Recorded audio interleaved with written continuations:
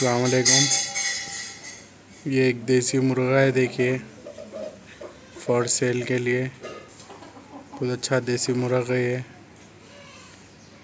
तो सेल के लिए ये मुर्गी नहीं देने की है। ये देसी मुर्गा है सेल के लिए।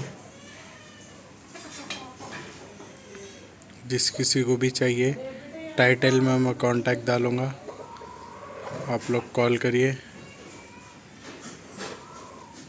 चैनल को लाइक सब्सक्राइब करिए।